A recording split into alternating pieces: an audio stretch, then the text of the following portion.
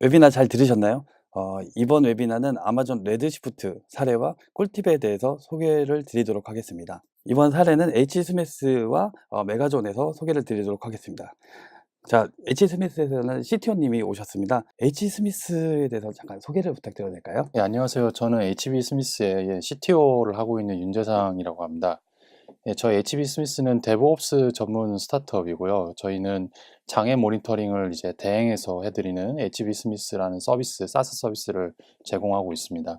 장애 모니터링이 필요하신, 그러니까는 관제실이나 이런 것들을 구축하기 힘든데 모니터링에 대해서도 잘 모르겠고 서비스에 대한 장애를 누군가 좀 봐줬으면 하는 그런 경영자 분이나 아니면은 이제 그걸 운영하시는 분들은 저희한테 연락을 주시면 좋을 것 같습니다. 그리고 저희는 추가적으로 AWS 사용자 그룹에서 아키텍처 모임을 운영을 하고 있습니다. 아키텍처 모임은 이제 AWS 기반으로 이제 여러 회사들이 자기 아키텍처를 소개를 하고 서로 이제 정보를 나누는 그런 모임의 장입니다. 그리고 저희 메가존도 소개를 잠깐 드리면요. 메가존은 국내 최초 AWS 프리미엄 파트너사이고요. 지금 HBS에서 활동하고 있는 사용자 그룹의 후원사이기도 합니다. 그리고 좀 더 설명을 드리면 마이그레이션, 마케팅, 커머스, 파이낸스, 커멘터시를 취득한 파트너사이고요. 그리고 AWS 파트너사로는 유일하게 ISMS 인증 체계도 취득을 한 파트너사라고 보시면 될 것 같습니다. 자, 그럼 오늘 주제인 레드시프트의 그 실제 사용 사례에 대해서 이야기를 해볼 건데요. 실제 작업을 하셨던 H 스미스의 윤재상 CTO님께서 어떤 사례인지 간략하게 좀 소개 좀 해주셨으면 좋겠습니다. 제가 경험했던 사례는 이제 국내 레드시프트 도입 사례 중에서 제일 큰 사례 중에 하나로 이제 꼽을 수 있을 것 같습니다. 일단은 굉장히 큰 이제 해외 대기업에서 사용을 하는 클러스터였었고요. 저희는 이제 DS2의 8X 라지로 구성이 되어 있었고 20노드 종의 클러스터를 운영을 해서 총 데이터 사이즈가 250TB 정도가 됐습니다. 해외 리전에서 운영을 하고 이제 데이터 사이즈는 이제 매일 400기가씩 증가를 했습니다. 원래 아주 작은 사이즈부터 시작을 했는데 이제 한 몇 년에 걸쳐서 운영하다 보니까 매일 한 400기가 정도를 이제 업로드를 해야 되는, 증가해야 되는 그런 상황이 됐고요. 저희는 이제 매일 이제 ETL이랑 백큐을 매일 수행을 해야 됐었고요. 보통 레드시프트 사용을 하시면은 한번 ETL 시켜놓고 데이터 웨어하우스 운영하시다가 주기적으로 이제 ETL을 한 번씩 가끔 이제 하시는 경우들이 많은데 저희 같은 경우에는 매일 데이터가 폭증을 하기 때문에 매일 ETL을 해야 했었습니다. 그리고 이제 이 프로젝트는 5년 전부터 운영이 되었던 프로젝트고 이제 테이블들은 보통 이제 서비스 트랜잭션 관련해서 이제 60개 정도의 테이블, 마스터 30개 정도의 테이블을 운영을 하고 있었습니다. 프로젝트 자체는 이제 전 세계에서 수집되는 로그 데이터에 대해서 가지고서 이제 경영 지표를 뽑아내는 그런 프로젝트였었고요. 보통 이제 이런 프로젝트들을 비즈니스 인텔리전스라고 부르죠. 이제 그거에 이제 데이터 웨어하우스 역할을 이제 레드시프트가 하고 있었습니다. 그리고 이제 데이터를 이제 이 레드시프트만 이제 단독으로 사용을 하는 게 아니라 이제 EMR 같은 이제 어떤 다른 이제 빅데이터 솔루션이랑 같이 사용을 하고 있었고 지금 여기 소개드리는 다이어그램은 이제 데이터를 이제 전 세계 로그가 S3에 이제 수집이 되면 그거를 이제 ETL을 통해서 이제 EMR이나 내부적으로는 EMR이나 이제 여러 소프트웨어 스택을 사용을 했는데요. ETL을 통해서 이제 변환을 한 다음에 그걸 레드시프트에 적재를 하면 그걸 이제 올랩 소프트웨어나 아니면 이제 와스에서 사용자가 직접 그 데이터를 이제 조회를 해보고 경영 지표들을 뽑아서 이제 경영에 반영하는 그런 이제 프로젝트였습니다. 그리고 이제 스키마나 이제 테이블도 많았지만 이제 스키마도 이제 여러 개를 유지를 하고 있었고 아무래도 이제 운영을 한 기간이 이제 길다 보니까는 이제 굉장히 복잡한 요소들이 많이 있는 프로젝트였었습니다. 저는 이제 거기서 담당을 했던 거는 이제 AWS에 대해서 이제 이 프로젝트 자체가 이제 AWS를 굉장히 집중적으로 쓰는 프로젝트였기 때문에 AWS 인프라를 전반적으로 관리하는 게 필요해서 제가 거기에 관련된 AWS 인프라에 대한 네트워크 관리나 이제 수가 증설이나 이제 이런 거를 매니지먼트를 했고요. 레드시프트 클러스터를 이제 증설을 이제 여러 번 했는데 제가 이제 주도적으로 진행을 했고 장애 관련돼서 이제 발생을 하면은 거기에 대한 분석을 하고 거기에 대해서 트러블 슈팅을 제공하거나 AWS랑 커뮤니케이션 역할도 진행을 했습니다. 그리고 이제 관심이 있으실 것 같은데 요즘 이제 아테나랑 이제 레드시프트 스펙트럼도 이제 저희가 이제 약간 도입을 검토를 했고 거기에 대한 POC도 진행을 했는데 이제 제가 거기에 관련해서 조사를 하고 진행을 하는 이제 작업을 했었습니다. 정말 많은 역할을 하셨는데요. 실제 간단하게 설명을 주셨지만은 어떤 데이터들을 받아서 처리하는 어떤 시스템이었나요? 주로 이제 해외에 이제 이 기업에서 이제 전 세계에 판매를 하는 이제 기기들이 있었는데 그 기기들이 이제 인터넷에 연결이 돼 있고 그 기기들이 실질적으로 실시간으로 어떻게 사용이 되고 있는지에 대한 이제 여러 가지 이제 데이터들이 수집이 되고 있었거든요. 뭐 예를 들어 뭐 어떤 버튼을 눌렀다, 뭐 어떤 이제 기능을 사용을 했다, 아니면 뭐 이 서비스 업데이트가 언제 됐다, 뭐 이제 어느 곳에 이제 판매가 되었다 같은 이런 기록들이 이제 그러니까 어떤 이제 기록들을 이제 다 이제 수집을 해놓고 여러 가지 기록들에 관련된 연관성을 찾는 일들을 많이 진행을 했습니다. 예를 들어서 제품이 이제 해외에 이제 팔리면은 그 제품이 이제 수집이 로그가 되고 될 거잖아요. 그러면 이제 그게 현재의 매출과 이제 어느 연관성이 있는지 이제 예를 들어서 이 해외에 이제 제품을 얼마 팔았는데 그 제품 중에 몇 퍼센트가 로그가 수집이 됐고 그래서 따라서 이 제품을 이제 어느 정도 더 판매를 해야 되는지 어떤 기능을 많이 쓰니까 이 지역에는 이 기능에 대한 업데이트를 더 빨리 제공을 해줘야 된다. 네. 네, 그런 것들에 대한 경영 지표들을 이제 계속 예, 여러 이제 부서에서 요구하는 대로 네, 작성을 해서 이제 올려드리는 그런 용도로 많이 활용을 했습니다. 저도 5년 전에 이제 이 시스템을 처음 알게 됐는데요. 예전보다는 엄청나게 데이터가 느 늘어 있네요. 자, 그럼 다음은 이제 실제 레드시프트에 이렇게 실제 쓰면서 성능, 비용, 그리고 운영 측면, 그리고 확장성 측면, 패치나 장애에 대한 측면에서 어떤 장점이 있는지에 대해서 설명을 하도록 하겠습니다. 자, 그러면 성능 및 비용 측면에서 또 설명을 좀 부탁드리겠습니다. 일단 성능에 대해서 이제 공식적으로 공개된 자료가 있고 저희가 내부적으로 벤치를 해본 것들에 대한 자료에 대해서 말씀을 드릴 수 있을 것 같아요. 일단 공식적인 자료는 약간 아웃데이트드 되긴 했지만 일단 AWS에서 자체적으로 구글 빅쿼리랑 비교한 자료가 있고 AWS에서 이제 주장하는 바로서는 구글 빅쿼리랑 동일한 데이터를 가지고 동일한 스펙을 테스트했을 때 6배 정도 빠르다라고 이제 얘기를 하고 있고요.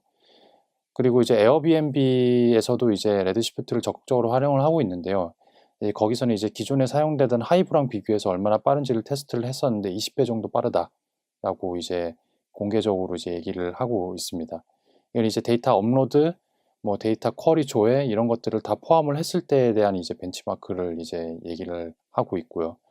저희는 이제 내부적으로는 제가 투입이 됐을 시점에서는 레드시프트는 이미 도입이 돼서 운영되는 상황이었었고 이제 그거를 이제 비교해 볼 수 있는 대상은 이제 아테나 내지는 내부 하이브 사용을 하고 있었는데 EMR 이용해서 그거랑 같은 이제 워크로드를 주고 비교를 해봤을 때는 일단 아테나보다는 당연한 얘기겠지만 이제 3배 이상 빠르고요. 이제 아테나에서 이제 30분 정도의 이제 쿼리 실행 시간이 필요한 잡들은 보통 대부분 뭐 레드시프트는 10분 내지로 떨어졌었고요. 이제 결과가 다 10분 내지로 이제 리턴이 된다고 보시면 되고 하이브로는 보통 이제 뭐 하루에서 뭐 이틀 막 이렇게 수시간 이상 걸리는 것들이 보통 이제 레드시프트에서는 1시간 이내로 이제 결과가 나오는 물론 이제 쿼리를 어떻게 짰느냐 그 쿼리가 이제 어떤 특성을 갖고 있냐에 따라서 이제 결과가 이제 달라지긴 합니다. 하지만은 레드시프트는 앞에 강의에서 보셨겠지만은 기본적으로 이제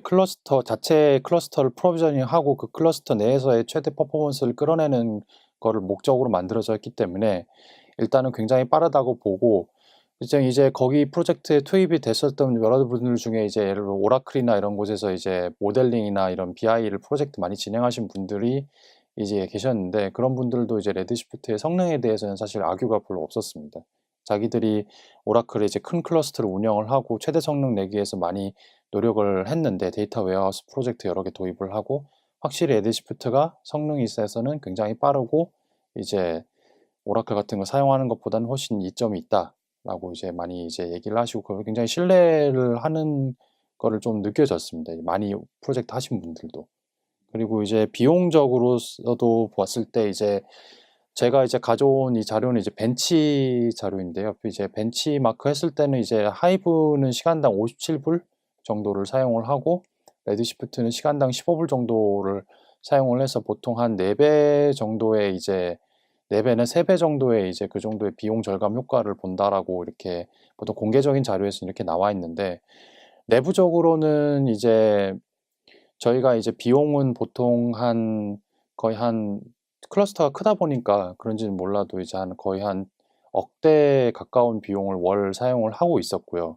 이제 근데 이제 그거를 이제 자체적인 데이터 웨어하우스를 구축을 해서 운영을 하다 보면은 인건비랑 운영 비용들이 더 추가가 되겠죠. 근데 레드시프트는 아시겠지만은 풀 매니지드에 거의 가깝기 때문에 이제 매니지드 환경의 특성은 우리가 이제 별도의 이제 인프라와 운영 인력을 운영을 할 필요가 없다라는 거죠. 인건비를 계산을 해보시면 전문 인력을 뽑았을 때 드는 MM에 대한 비용과 인프라를 운영을 하면서 드는 이제 하드웨어 비용, 그리고 네트워크 비용을 고려해 보셨을 때는 레드시프트가 당연히 자체적으로 구성을 해서 설치해서 쓰는 것보다는 훨씬 싸다라고 저는 감히 말씀을 드릴 수 있을 것이고요. 네. 그렇기 때문에 사실 레드시프트의 비용이 억대 정도가 나온다고 하더라도 그 회사 입장에서는 이제 레드시프트 말고 다른 솔루션 스택을 굳이 옮길 필요가 없다. 이제 AWS 내에서 이제 해결책을 찾는 것이 더 낫다. 이제 만약 이슈가 있다면 그렇게 이제 판단을 하고 한 5년 이상 그렇게 사용을 하고 있었습니다. 그래서 이제 뭐 비용이나 우리 이 스택을 도입을 할 때 비용이나 이런 것들이 많이 발생이 되면은 뭐 이미 도입을 했는데 다른 게 더 싸더라 이런 얘기가 나오면 어떻게 하지 해서 걱정을 하시는 분들이 계실 것 같은데, 일단은 데이터 웨어하우스를 운영한다라는 것 자체가 이제 일단 그 기업이 이제 어느 정도 이제 비용을 감수할 수 있을 정도의 이제 매출이 난다라고 가정을 했을 때 다른 이제 하드웨어나 이런 스펙을 도입하는 것보다는 확실히 비용이 절감이 되고 그 데이터가 늘어나면 늘어날수록 거기에 대한 이제 여러 가지 리스크들을 고려해 봤을 때는 그거에 대한 얻는 이점이 훨씬 많다라는 거를 저는 이제 계속 강조를 드리고 있고, 여러 고객사들한테 네. 거기에 대해서 이제 걱정을 하지 않으셔도 된다. 만약 정말 걱정이 되신다면은 제가 봤을 때는 일단 레드시프트를 작은 클러스터로 프로비저닝을 해서 어느 정도로 감내할 수 있는지를 테스트를 POC를 한번 해보시고, 이 정도 비용에 이 정도 쿼리 워크로드라고 했을 때 이제 우리가 감수할 수 있다 하면은 그때 도입을 하셔도 늦지 않다. 이제 근데 뭐 예를 들어 뭐 설치해서 쓰는 솔루션을 사용하신다면 이제 구성하는데도 시간이 걸리고 네. POC 하는데도 오래 걸리겠죠. 하지만 레드시프트는 그냥 클러스터를 내가 원하는 사이즈로 프로비저닝을 하면 아주 작은 클러스터가 그냥 1시간 내로 프로비저닝이 다 되고 거기에 대해서 바로 워크로드 테스트를 해볼 수 있기 때문에 네. 저는 이제 비용이나 이제 성능에 대한 걱정도 레드시프트를 쓰기로 일단 한번 써보고 싶다라고 결심을 하셨으면은 POC만 돌려보시면 된다라고 생각을 합니다. 저희 사내에서도 지금 레드시프트로 비용 절감을 하면서 많은 데이터를 처리를 하고 있는 상태고요. 비용 측면이나 성능 측면에서는 네, 지금 윤재상 CTO님이 말씀하신 것처럼 저희도 동감하는 부분이 많습니다. 자, 그러면은 다음은 운영 측면에 어떤 장점이 있을지 좀 설명 좀 부탁드려도 될까요? 네. 운영에 들어가면은 이제 클러스터를 운영을 하게 되면은 보통 레드시프트 관련돼서 굉장히 많이 벌어지는 일이 이제 ETL 관련된 거죠. 이제 데이터 트랜스포메이션에서 업로드하고 아니면 이제 언로드하는, 그리고 쿼리 성능, 이제 쿼리 같은 게 이제 굉장히 다양한 쿼리들을 굉장히 뭐라고 해야 되나, 이제 퍼포먼스에 신경을 안 쓰고 최적화 같은 거 거의 안 하시고 이제 굉장히 많이 때려 보시게 되는데, 그랬을 때 성능이 잘 나오느냐 이런 것들에 대한 이슈들이 굉장히 많으실 것 같은데, 일단 ETL에 대해서는 이제 보통 과거 솔루션들, 이제 DB 솔루션들은 ETL을 따로 구성을 해줘야 됐었잖아요. 이제 뭐 예, ETL 소프트웨어를 뭐 직접 스크립트를 짜시거나 아니면은 뭐 여기 설명드린 인포메티카 같은 걸 사용을 해서 이제 구성을 해서 ETL 인프라를 따로 운영을 하셨어야 되는데, 레드시프트는 자체적으로 S3를 이용을 하신다면 로드랑 언로드 명령어가 있습니다. 그걸 이용을 해서 S3에서 이제 편리하게 이제 내가 버킷에 어느 특정 데이터를 테이블을 이제 업로드 하겠다라는 걸 지정을 하거나, 아니면 현재 이제 버킷에 이제 이 레드시프트에 있는 데이터를 이제 내가 이만큼만 내려줘 이런 것들을 이제 손쉽게 수행을 할 수가 있거든요. 그래서 사실 로드랑 언로드 명령어를 이용을 해서 이제 가공된 데이터를 이제 업로드하거나 다운로드하는 거는 굉장히 쉽다. 이제 그 프로젝트에서는 인포메티카를 사용을 하기는 했습니다. 왜냐면은 프로젝트가 5년이 됐고 레드시프트도 이제 나온 지가 한 5년, 10년이 채 안 됐기 때문에 그 초창기에 이제 그런 이제 ETL 소프트웨어가 필요하다라고 봐서 전통적인 ETL 스택을 구성을 해서 사용을 하긴 했었는데 대부분의 이제 데이터 업로드랑 다운로드는 전부 다 로드 언로드를 직접 이용을 해서 이제 구성을 했었고요. 메일 업로드 하는 것도 이제 메일 이제 주기적으로 하는 건 인포메티카를 쓰고 애드호크하게 이제 가끔 이제 스팟으로 필요한 것만 올려갖고 분석을 하고 이제 빨리 내려야 되는 경우가 있었는데 이런 것들은 이제 로드나 언로드 명령어 사용을 해서 매번 이제 작업을 수행을 했었습니다. 그리고 가장 최근 프로젝트에는 이제 글루를 도입을 했는데 왜냐면 이제 ETL 인포메티카 쓰시면 이제 설치를 해서 이제 EC2 클러스터를 운영을 하셔야 되잖아요. 이제 클러스터 운영하시면 자체적으로 이제 관리를 해주셔야 되기 때문에 클러스터 이제 장애가 발생했을 때 이제 거기에 대한 전문 인력이 있어야 되고 또 봐줘야 되고 이런 문제들이 있지 않습니까? 근데 이제 글루를 도입을 하게 된 이유는 ETL 작업이 계속 늘어나고 굉장히 많이 이제 생기는데 많이 생길 수밖에 없었던 이유는 이제 ETL 이제 이 데이터를 이제 제공을 해드리는 이제 그 요구 사항들이 굉장히 다양했었거든요. 그러니까는 뭐 테이블도 이제 다양한 이제 쿼리나 다양한 테이블의 형태로 이제 내가 데이터를 원한다라는 분들이 굉장히 많았기 때문에 거기에 대해서 이제 인포메티카나 뭐는 EMR 같은 걸로 이제 애독하게 솔루션을 제공을 하는 게 사실 한계가 있었고 거기에 대한 이제 매니지먼트 비용을 줄이기 위해서 사실상 이제 글루를 도입을 하게 됐습니다. 글루를 쓰시면 이제 별도의 이제 클러스터 운영이나 이제 프로비저닝에 대한 그런 고민 없이 내가 이제 트랜스포메이션 하고 싶은 이제 타겟 이제 레드시프트 테이블이랑 그게 어디로 이제 데이터가 이제 전송될 건지 지정을 하시면은 이제 그 나머지는 이제 글루가 알아서 이제 ETL을 수행을 해주시고 거기에 대한 이제 ETL 후에 이제 최종적인 이제 추가 작업들도 이제 람다나 이제 다른 여러 AWS 요소들을 통해서 관리를 하실 수가 있죠. 그렇게 되면은 이제 인포메티카 같은 거 사용을 했을 때에 대한 전문 인력이 이런 것들이 거의 필요가 없고 AWS에 대한 지식만 있으면 이제 새로운 인력을 이제 교육을 빨리 시켜서 이제 관리를 하실 수 있다라는 장점을 갖고 있다라고 말씀을 드리고 싶습니다. 그래서 ETL을 사용을 하셔야 된다 하면은 이제 글루를 한번 이제 고려를 해보시는 게 특히 레드시프트랑 관련을 해서는 저는 말씀을 드리고 싶고요. 그 다음에 이제 ETL 문제 외에는 이제 생기는 문제는 쿼리 성능에 관련된 문제들이 굉장히 많았습니다. 이제 쿼리들이 이제 아까 말씀드렸던 대로 어떤 쿼리 최적화 성능 이런 것들에 대한 그런 거 없이 이제 굉장히 복잡하고 굉장히 이제 워크로드가 강한 이제 그런 이제 쿼리들을 굉장히 많이 이제 요청을 하게 되는데 클러스터로 그런 것에 대해서 이제 성능 조절이 필요합니다. 왜냐하면은 어떤 쿼리들은 보통 이제 빨리 이제 결과가 나오는 것들이 있고 어떤 쿼리들은 굉장히 오랫동안 걸리는 쿼리들이 있잖아요. 근데 이제 예를 ETL 같은 쿼리들은 이제 메모리 같은 거 굉장히 많이 소비를 하게 되고 이제 결과도 이제 뭐 수분에서 수십 분 많으면 몇 시간씩 걸리는 경우들도 많은데 이런 쿼리들이 앞에 잡혀 있으면은 이제 뒤에 있는 쿼리들이 수행이 안 되잖아요. 이제 레드시프트는 기본적으로 앞에 웨비나에서 보셨겠지만은 이제 큐를 이용을 해서 이제 쿼리들을 이제 큐에다가 적재를 시켜놓고 거기에다 슬롯을 할당을 해서 이제 그 컨커런트하게 이제 패러럴하게 이제 쿼리들을 이제 수행을 하는 형태로 운영이 되는데요. 앞에 이제 이 작업들이 이제 너무 많은 이제 쿼리 슬롯을 사용을 하게 되면은 이제 뒤에 있는 작업들이 전부 다 정지가 되거나 문제가 생기기 때문에 여기에 대해서 이제 보통 이제 취하는 방법은 계정 또는 쿼리로 이제 성능 제약을 거는 방법입니다. 그래서 일단은 저희 프로젝트 같은 경우에는 계정을 이제 여러 개로 분리를 했어요. ETL 계정, 올랩 계정, 와스 계정 이런 식으로 타입별로 워크로드 타입별로 계정을 일단 분리를 했고요. 각 계정에 대해서 이제 워크로드 매니지먼트 큐 슬롯을 할당을 할 수가 있습니다. 앞에 강의에서 이제 보셨겠지만 큐 슬롯을 이제 파라미터 그룹 쪽에서 할당을 해주면은 이제 각 계정에서 실행되는 쿼리에 대해서 성능 조절을 할 수가 있거든요. 그래서 보통 이제 쿼리가 발생시키는 데이터가 차지하는 메모리 크기로 보통 이제 그 분배를 했는데 메모리 크기가 이제 왜 이렇게 하게 되냐면은 레드시프트도 무제한 메모리를 갖고 있는 게 아니기 때문에 워크로드가 수행하는 쿼리가 메모리 사이즈를 많이 사용을 하게 되면 디스크에 쓰기를 하게 됩니다.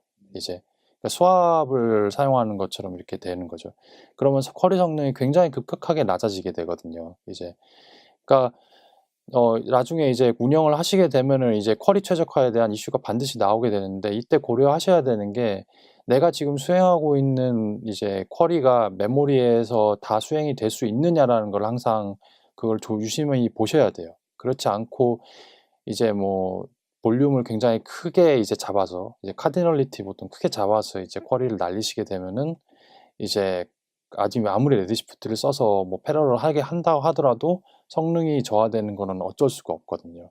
이제 그래서 일단 메모리가 굉장히 중요하고, 이 메모리 관리를 하기 위해서 이제 그 계정을 나누고 그 계정별로 이제 메모리를 많이 먹는 쿼리는 이제 할당을 크게 하고, 그렇지 않은 쿼리는 작게 할당을 하고, 저희 같은 경우에는 ETL이 굉장히 많이 메모리를 사용을 하고 있었기 때문에 60Q당 이제 클러스터당 60 슬롯을 이제 할당을 해줍니다. 레드시프트 디폴트로. 그러니까 60 슬롯을 어떻게 나누냐, 이게 이슈인데, ETL에 30 슬롯을 나누고요. 올랩에 20 슬롯, 그리고 나머지에 10 슬롯을 할당을 했습니다. 이 정도가 저희가 봤을 때는 적절하다고 보거든요. 이제 실제 POC를 돌렸고, 이제 ETL이 굉장히 큰 작업을 했었기 때문에 이렇게 설정을 했고요.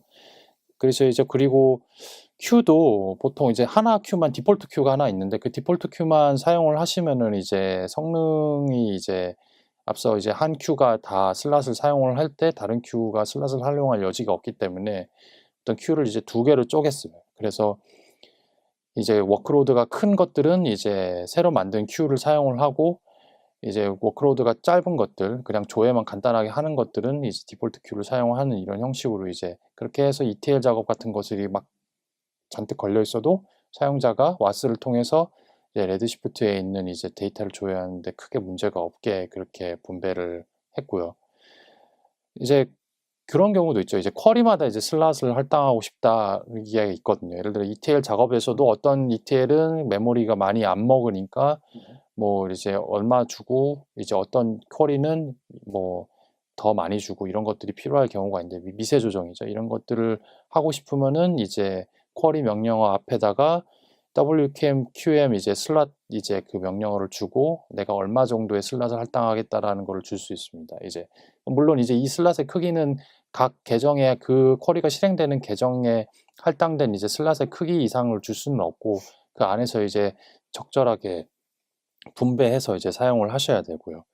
이제 이런 이제 조절하는 것들이 사실 정답이 없어요. 이거는 이제 POC 하면서 이제 알아봐야 되고, 그리고 워낙 이제 그 쿼리에 대한 요구 사항들이 이제 달라지기 시작을 하면은 그 슬롯을 뭐 이렇게 딱 정해놓고 그거에 맞춰서 사용을 해도 이제 문제가들이 생기게 되고, 그것들에 대해서 이제 관리하는 게 굉장히 복잡해지는데, 그래서 이제 최근에 레드시프트에 생긴 기능이 뭐냐면 숏쿼리 엑셀러레이션이라는 기능이 있습니다. 이 기능을 키면 이제 레드시프트에서 실행되고 있는 쿼리들의 이제 기록이랑 이런 것들을 통해서 쿼리를 이제 재배치를 해주고 슬롯을 이제 자동적으로 할당을 해주게 됩니다. 저희 프로젝트 같은 경우에는 숏쿼리 엑셀러레이션을 키지는 못했고요. 왜냐하면 이 프로젝트가 5년 정도 운영이 되다 보니까 이제 쿼리 앞에 실행한 쿼리 이후에 실행되는 쿼리에 대한 어떤 의존성이 있는 것들이 있어서 그런 것들이 깨질까봐 이제 좀 조심스러워서 이제 숏쿼리 엑셀러레이션을 도입을 좀 검토가 필요하다 해서 주저한 부분이 있지만은, 신규로 도입을 하시는 분들은 이 기능을 처음부터 켜놓고서 운영을 하시다가 이걸로도 이제 커버가 안 됐을 경우에 이제 큐를 이제 두 개를 쓰시거나, 아니면 이제 계정을 분리해서 이제 슬롯을 할당해 주시는 그런 방법으로 운영을 하시는 것도 좋은 방법인 것 같습니다. 그래서 다만 이제 그건 주의하셔야 되는 게, 그 계정을 분리를 하고 거기에 대한 파라미터를 지정을 하게 되면 걔네는 스태틱 파라미터이기 때문에 클러스터를 재부팅을 해야 되거든요. 네. 재부팅을 하면은 이제 운영을 잠깐 멈추셔야 되죠. 이제 그런 것들은 이제 감안을 하시고 예, 관리를 하시면은 좋을 것 같습니다. 운영 측면에서 잘 설명해 주셨고요.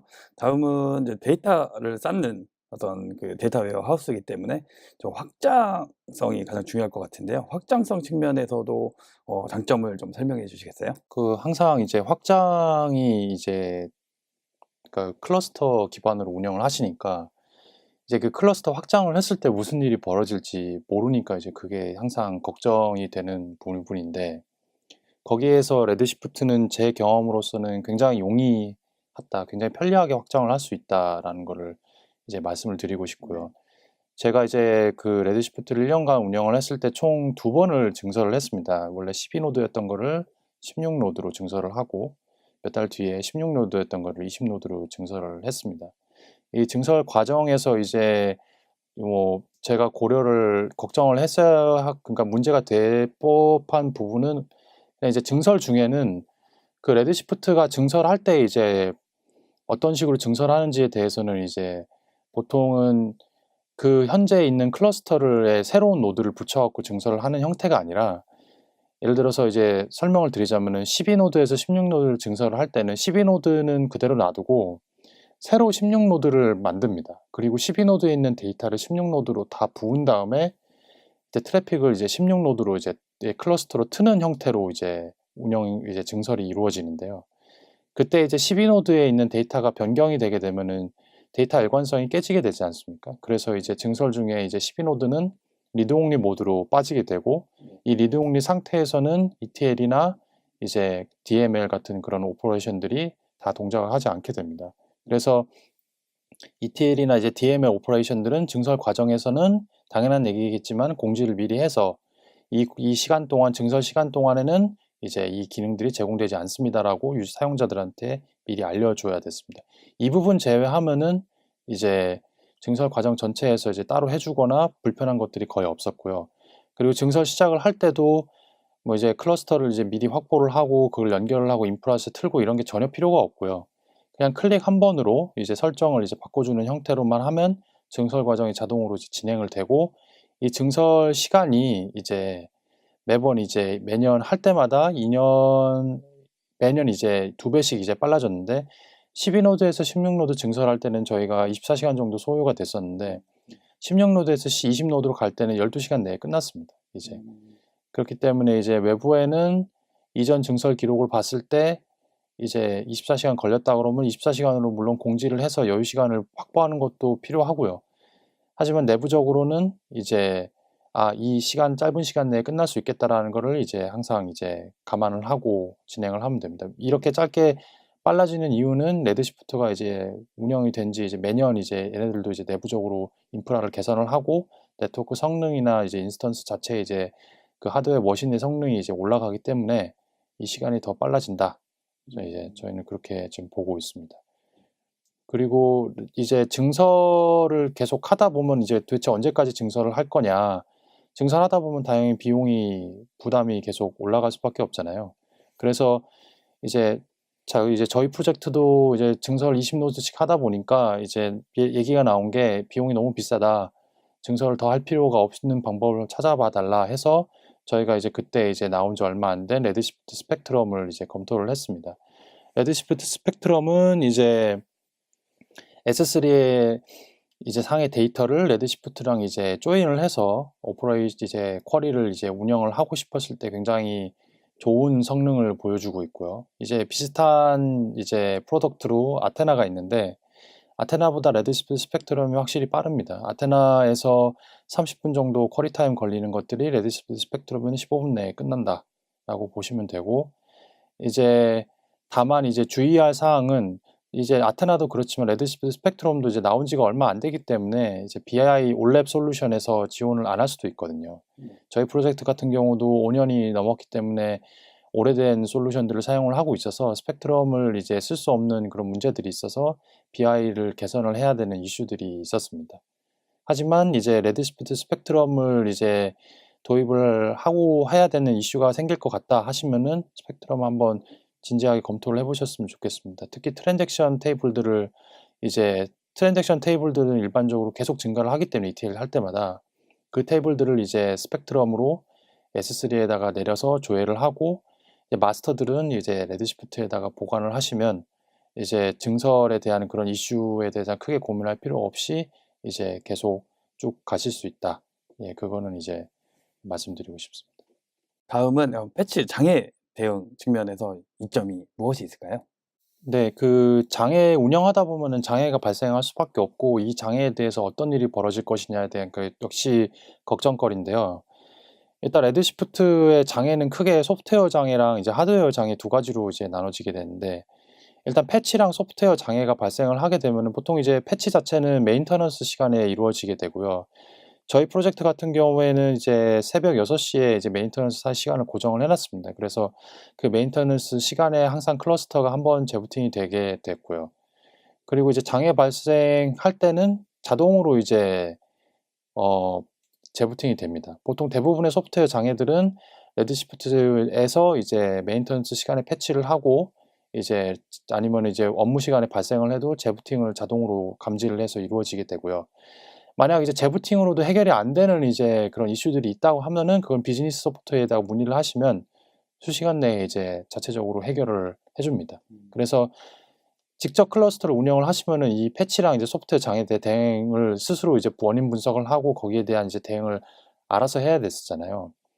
여기 레드시프트를 쓰시게 되면은 웬만한 장애들은 이제 자동으로 재부팅되고 자동으로 패치가 되니까는 그거는 이제 그렇게 되신다고 보고 만약 그거로도 문제가 안 되고 빨리 해결된다면은 AWS에 문의를 하시면 된다 하고 간단하게 이해를 하시면 될 것 같고요. 네. 이제 저도 이제 하드웨어 장애를 몇 번 겪었는데 이제 레드시프트 자체도 이제 클러스터로 운영되고 하부적으로 이제 SSD나 이제 디스크를 통해서 이제 리드하는 부분들이 있기 때문에 디스크나 노드 자체에 장애가 발생을 할 경향성이 있습니다. 이제 장애가 발생을 하게 되면은 장애 현상은 전체적으로 클러스터의 퍼포먼스가 갑자기 다운이 되고요. 그 퍼포먼스가 다운이 되는 원인을 웹 콘솔상에 이제 모니터링으로 확인이 가능합니다. 예를 들어서 이제 레드시프트는 기본 컨셉 자체가 패러럴하게 쿼리를 실행을 한다라는 컨셉으로 이루어져 있기 때문에 만약 그 패러럴하게 실행되는 이제 클러스터의 이제 노드들의 이제 퍼포먼스들을 모니터링에 보여줄 때는 보통 여러 그래프가 같은 이제 매트릭으로 같은 이제 거의 비슷하게 이제 서로 이제 왔다 갔다 하는 그런 형태를 보여지게 되는데 장애가 발생을 하게 되면 한 노드가 비정상적으로 튀는 거를 발견을 하실 수 있습니다. 네. 뭐 디스크가 이제 많이 읽는다든지 아니면은 이제 예를 들어 네트워크 이제 지연 시간이 굉장히 늘어나든지 이런 이슈들이 있습니다. 이제 일시적으로 막 엄청나게 튄다든지 그랬을 때는 특정 노드의 성능 하락이 발생했다라고 볼 수 있고 이런 게 발생을 하게 되면은 대부분의 이슈들은 이제 레드시프트에서 자동적으로 감지를 해서 이제 교체를 이루어지고 그 교체 결과에 대해서는 이제 소프트웨어 장애와 마찬가지로 이벤트를 찍어주고요.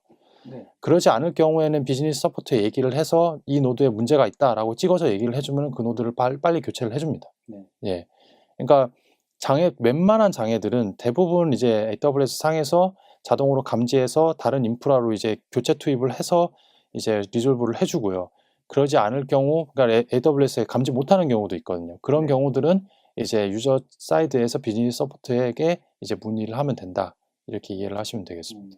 그럼 장애가 나도 금방 해결이 되고 잦은 장애는 없다라고 보면 되겠네요. 대부분의 장애가 이제 장애가 그렇게 자주 발생을 하지는 않았습니다. 네. 네. 이 프로젝트가 처음에 시작을 했을 때는 레드시프트가 나온 지 얼마 안 돼서 장애가 있었는데 네. 장애 기록을 봤을 때도 제가 투입된 시점에서는 장애가 그렇게 자주 발생을 하지 않았습니다. 네, 알겠습니다. 그러면 마지막으로 오늘 사례 발표에서 가장 중요한 운영하면서 느꼈던 이제 그런 꿀팁이라고 할까요? 팁에 대해서 좀 소개를 부탁드리겠습니다. 네. 이 앞에서 커버하지 못한 이제 그런 내용들에 대해서 이제 몇 가지 말씀을 드리자면은 일단은 도입을 하실 때 모델링을 하실 때 레드시프트에서 가장 중요한 거는 어떤 이제 테이블에 어떤 컬럼을 이제 소트 키와 디스트리뷰션 키로 지정할 거냐 이게 굉장히 성능에 영향을 미치게 되거든요. 소트 키랑 디스트리뷰션 키를 지정하는 방법에 대해서는 앞에 강의에서 설명을 들으셨을 것 같은데 이 부분을 무시를 하고 테이블 클러스터를 운영을 하시게 되면은 나중에 그거를 다시 설정하는 게 굉장히 어렵습니다. 그래서 저희 프로젝트 같은 경우에는 소트 키가 거의 없이 디스트리뷰션 키로 운영을 했었는데 그러다 보니까는 큰 사이즈의 볼륨에 대해서 풀 스캔들이 발생을 하는 이슈들이 굉장히 많이 발생을 했거든요. 그래서 반드시 테이블들, 특히 트랜잭션 테이블들에 대해서는 소트랑 디스트 키를 항상 이제 지정을 미리 설계를 할 때부터 고려를 하고 하는 거를 추천을 드리고요. 이제 나중에 하면은 굉장히 어렵습니다. 안 된다고 보시면 됩니다. 네. 그리고 이제 레드시프트에 이제 쿼리를 수행을 할 때 이제 임시 테이블이라는 거를 사용을 하게 되는데, 이게 뭐냐면은 그 쿼리를 수행을 했을 때 잠시 중간에 이제 데이터를 어느 곳에다가 임시로 부어놓고 다시 이제 조인을 건다든지 재분배하든지 이런 것들이 필요하게 됩니다. 그래서 임시적으로 테이블들을 생성을 레드시프트가 하게 되는데요. 이걸 고려를 해서 디스크 공간을 항상 빈 공간을 확보를 하셔야 됩니다. 보통 20% 정도를 확보를 하셔야 되고, 그래서 저희는 디스크 공간이 80%가 임계점이라 보고 그 80% 이하로 이제 맞추려고 굉장히 노력을 했고, 90% 이상 올라가게 되면은 장애가 보통 발생을 하게 됩니다. 그러니까는 뭐 이제 쿼리가 페일이 난다든지 타임아웃이 난다든지 아니면은 이제 이상한 에러들이 이제 발생을 하게 되든지 그런 것들이 생기게 되는데, 이런 것들이 대부분 다 디스크 공간이 원래 임시 테이블들이 이제 만들어질 그 공간이 부족해서 생기는 거기 때문에 운영하실 때 항상 20%의 빈 공간은 항상 확보를 하셔야 된다. 이거를 고려를 하시고 운영을 하셔야 되는 거고요. 네.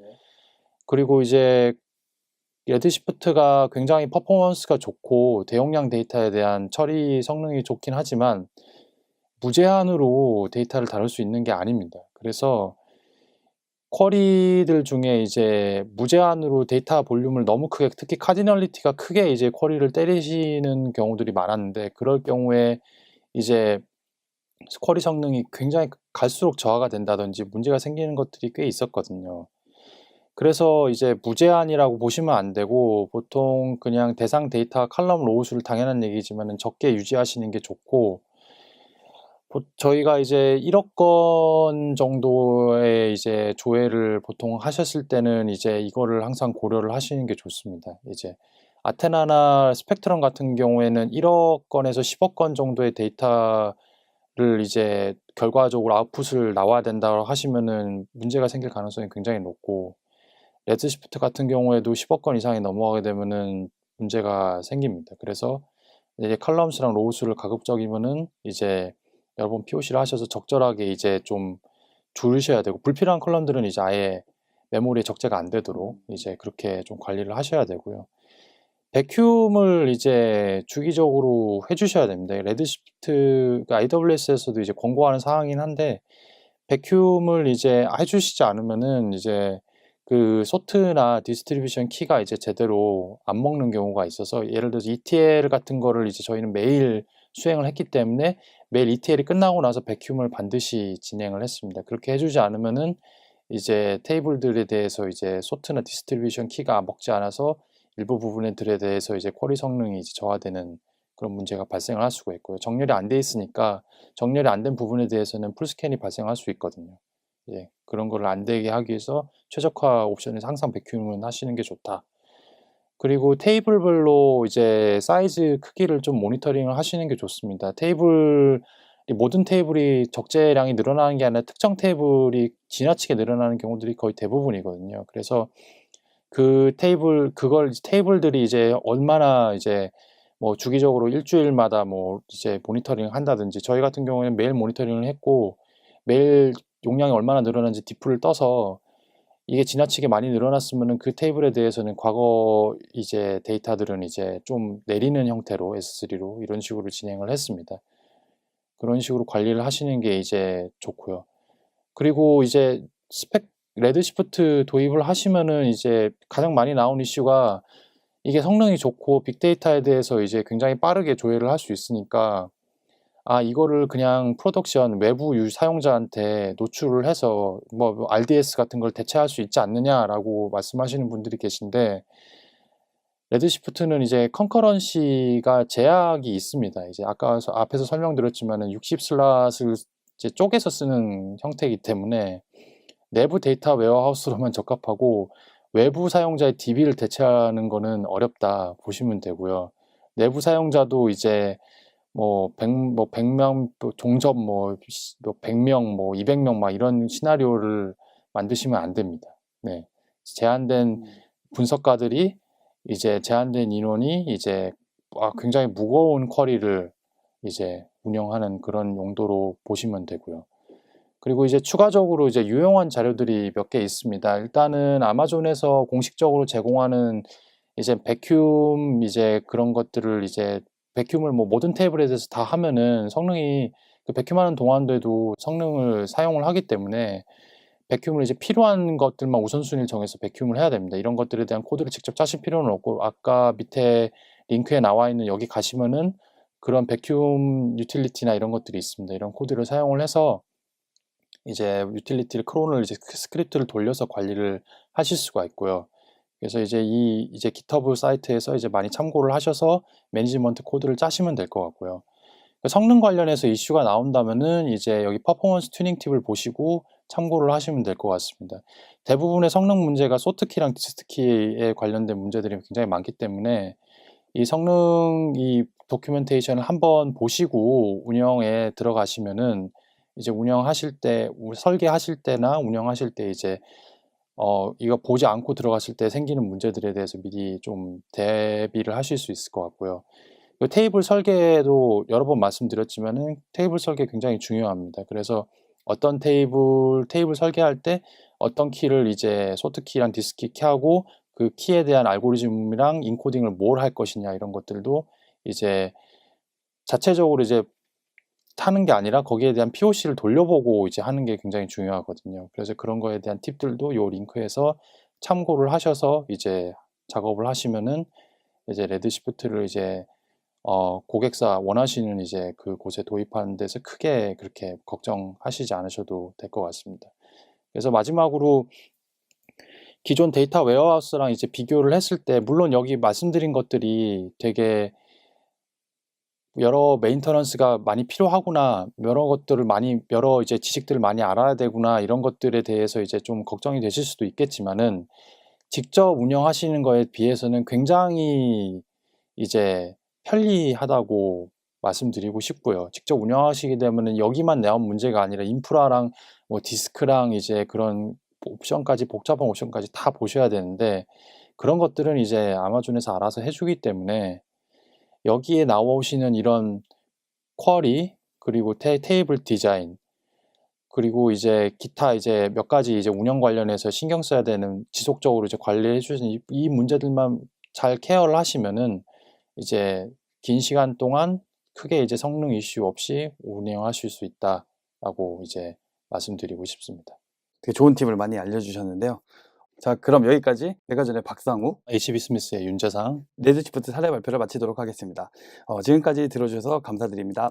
감사합니다. 감사합니다.